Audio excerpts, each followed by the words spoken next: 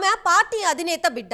ఒకప్పుడు అన్నీ తానై జిల్లాలో చక్రం తిప్పింది. ఇప్పుడు జిల్లాలో పార్టీ అతలాకుతలం అవుతోంది. సీనియర్లు పార్టీని వీడుతున్నారు. తాను జైల్లో కాలం వెల్లదీస్తున్నారు. పార్టీ దీనస్థితిలోకి వెళ్ళింది. జిల్లాలో పార్టీకి పెద్ద దిక్కులేరు. తన మనిషి అని నమ్మిన వాళ్ళు కూడా పార్టీని వీడిపోతున్నారు. తండ్రి సోదరుడు నిస్సహాయ స్థితిలో ఉన్నారు. తాను ఎప్పుడు బయటికి వస్తుందో తెలియని పరిస్థితి. అగమ్య గోచరంగా ఆమె రాజకీయ జీవితం. ఇంతకీ ఆ నేత ఎవరు? Let's watch the story.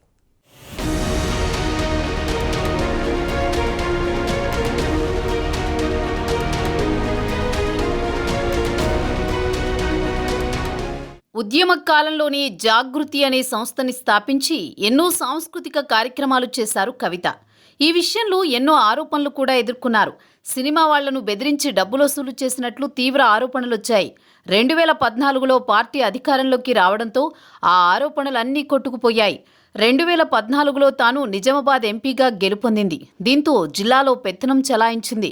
ఎమ్మెల్యేలను సైతం తన దగ్గరికి రప్పించుకుంది. అధినేత బిడ్డ కావడంతో ఎవరూ ఎదురు చెప్పే సాహసం చేయలేదు. పైగా ఆమె అడుగులకు మడుగులొత్తారు. డబ్బు కోసం వ్యాపారవేత్తలను వేధించారనే విమర్శలు వచ్చాయి. 2018 ఎన్నికల్లో తాను ఓడినా పార్టీ అధికారంలోకి రావడంతో మితిమీరిన అధికారం చెలాయించారు. పార్టీలో నెంబర్ 4 స్థానంలో కొనసాగారు. ఆమె అనుకున్నది జరగాల్సిందే. అది పార్టీ అయినా ప్రభుత్వమైనా సరే. నిజామాబాద్ పార్లమెంటు పరిధిలో మరీ పెత్తనం చెలాయించింది. ఎమ్మెల్యే టికెట్ల విషయంలో కూడా తన మాటే నెగ్గించుకుంది. క్రమేణా ఆమె కార్యక్రమాలు పరాయి రాష్ట్రానికి సైతం పాకాయి. ఈ నేపథ్యంలోనే ఢిల్లీ మద్యం కుంభకోణంలో ఇరుక్కున్నారు.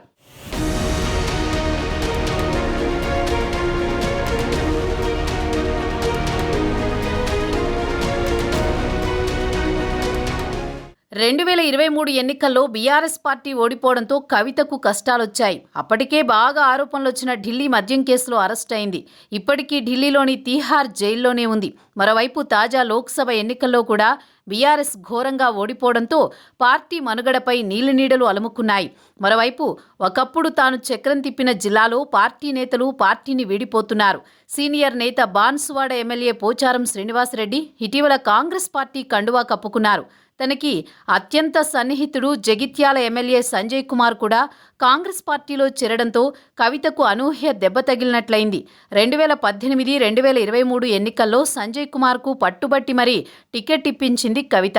కానీ మారిన రాజకీయ సమీకరణాల నేపథ్యంలో బీఆర్ఎస్ ఎమ్మెల్యేలు ఒక్కొక్కరు కాంగ్రెస్ పార్టీ తీర్థం పుచ్చుకుంటున్నారు. మరోవైపు బీజేపీ సైతం పుంజుకుంటోంది. ఈ క్రమంలో బీఆర్ఎస్ పార్టీని మునిగిపోయే నావలా భావిస్తున్నారు కొంతమంది. ఒక పక్క పార్టీ పరిస్థితి దీనంగా ఉంటే మరో పక్క తాను ఎప్పుడు బయటికి వస్తుందో అర్థం కావడం లేదు.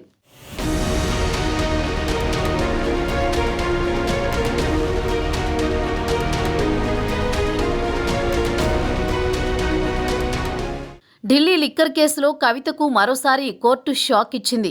ఈ కేసులో ఆరోపణలు ఎదుర్కొంటున్న కవిత జ్యుడిషియల్ కస్టడీని ఢిల్లీ రౌస్ అవెన్యూ కోర్టు మరోసారి పొడిగించింది. కవిత కస్టడీ జూన్ 21కి ముగిసింది. వాదనలు విన్న జడ్జి వచ్చే నెల 7 వరకు కవిత జ్యుడిషియల్ కస్టడీని పొడిగిస్తున్నట్లు ఉత్తర్వులు వెలువరించారు. మనీ లాండరింగ్కు పాల్పడ్డారన్న ఆరోపణలపై ఎన్ఫోర్స్మెంట్ డైరెక్టరేట్ అధికారులు మార్చి 15వ తేదీన హైదరాబాద్లోని ఆమె నివాసంలో సోదాలు నిర్వహించారు. కొన్ని గంటల పాటు తనిఖీలు కొనసాగిన తర్వాత చివరికి కవితను ఈడీ అధికారులు అరెస్ట్ చేసిన సంగతి తెలిసిందే. కొన్ని రోజుల పాటు ఈడీ కస్టడీలో కవితను ఉంచి విచారణ జరిపారు. ఆ తర్వాత ఢిల్లీ రౌస్ అవెన్యూ కోర్టు ఆదేశాలతో తీహార్ జైలులో జ్యుడిషియల్ కస్టడీకి తరలించారు. ప్రస్తుతం ఆమె తీహార్ జైల్లోనే ఉన్నారు. దీంతో ఆమె కస్టడీ ఎప్పటికీ ముగుస్తుందో తెలియడం లేదు. కుమార్తెను చూడడానికి కేసీఆర్ ఒక్కసారి కూడా వెళ్లకపోవడం కూడా చర్చనీయాంశమైంది. ఇలా అన్ని విధాలుగా కవితకు కష్టాలు వచ్చి పడ్డాయి.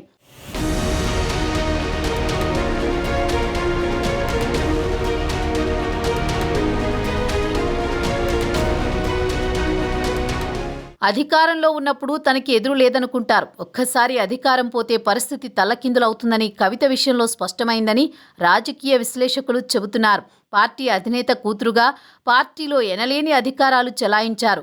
అప్పుడు తనకి సలాం చేసిన ఎమ్మెల్యేలు ఇప్పుడు గీత దాటుతున్నారు. అధికారంలో ఉండగా ఏ ఎమ్మెల్యే కూడా ఆమె మాట జవదాటలేదు. ఇప్పుడు వినే పరిస్థితి లేదు. వినేవారు పార్టీలో లేరు. పైగా పార్టీని కూడా వీడిపోతున్నారు. ఇప్పుడు కవిత పరిస్థితి ఏంటనే మాటలు వినబడుతున్నాయి.